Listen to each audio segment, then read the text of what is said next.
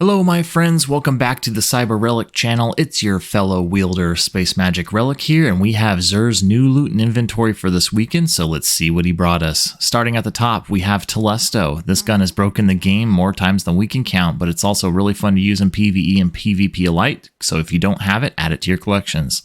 Stompies. What hunter is complete without a pair of Stompies? This is a high stat roll at 66 and a good mobility stat roll. However, with that super high spike there in resilience at 16 and that super low recovery at 2, it's not the best roll to be honest. But if you don't have a better roll, come and grab them.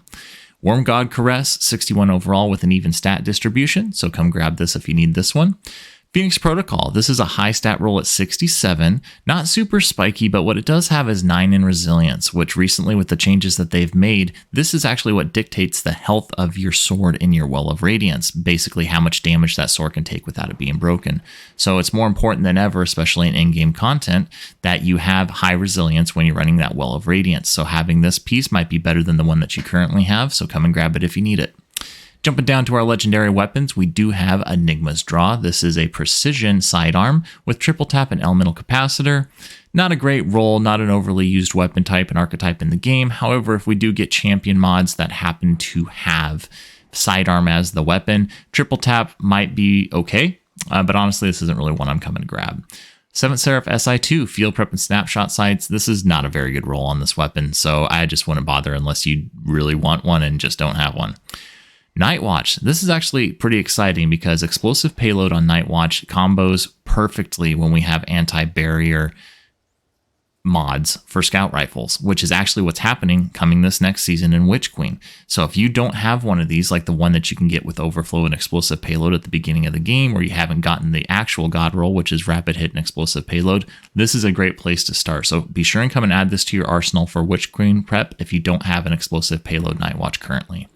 Moving on to the next weapon here, it's Wishbringer Shotgun. It's a rapid fire frame with pulse monitor and snapshot sights. Rapid fire frames aren't great in PvP, and they're actually underappreciated in PvE in my opinion. However, this just isn't a very good roll and there's better options.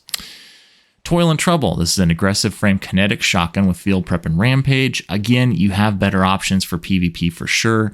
And PvE, this isn't really one that you're looking to do for ad clearing, which is what the rampage perk implies, but it's a not good use of your ammo economy on an aggressive frame that has a lower reserve. So again, not really something you're coming to grab.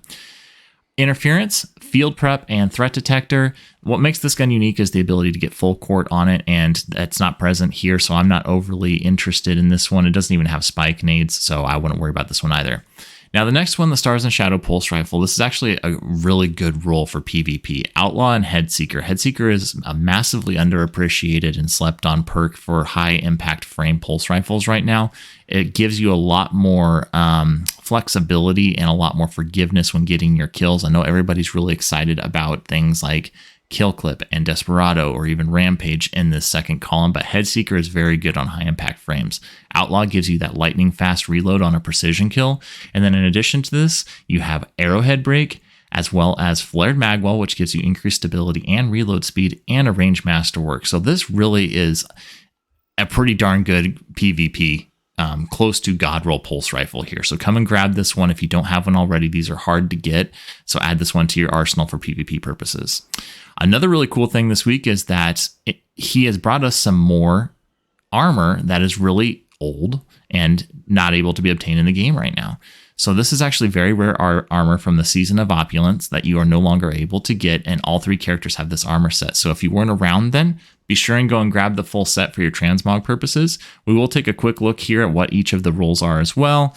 This one here looks like it's a 60 roll, super high resilience. This isn't really something that you're looking for your Warlock, especially with load recovery. So I wouldn't worry about that one too much. Again, 62 roll, super high mobility, low recovery. Not interested for my Warlock. There's your bond happening right there. We have our helmet here, which is a 62 roll, super high mobility, and recovery's okay, and discipline's pretty good, but I think we could do better.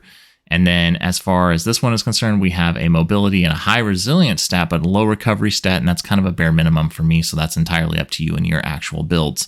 We will jump over and go and see what our other ones have here. We have for our Titan, a 61 overall gauntlets with high resilience. We have a 58 overall, yuck, not really looking to grab that one.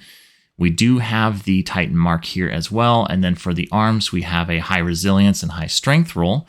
And it's a 60 overall. And then we have a 62 overall with high strength and high resilience again. Let's go ahead and check a quick look here at what we have for the hunter. A 58 overall gauntlets. Nope, no thank you. That is just too low. 61, good recovery, decent mobility. Could be okay for whatever build you're working on. Then we also have the hunter cloak here as well. The helmet, 57. Boy, the hunters are just not getting many good drops here. Let's see what the legs have here. 58. Boy, not a lot going on for the hunters this week, but make sure and grab it for transmog purposes. With all that being said, we again are still a new channel, just trying to put some information out there. So if you appreciate the content that we're making or are interested in giving us some constructive criticism, please feel free to leave a comment. If you like what we're doing, please like the video as well, and feel free to follow so that you get notified when we're coming out with new content. With all that being said, thanks for stopping by, Guardians. You stay classy, and until next time, don't just have a good day, have a great day.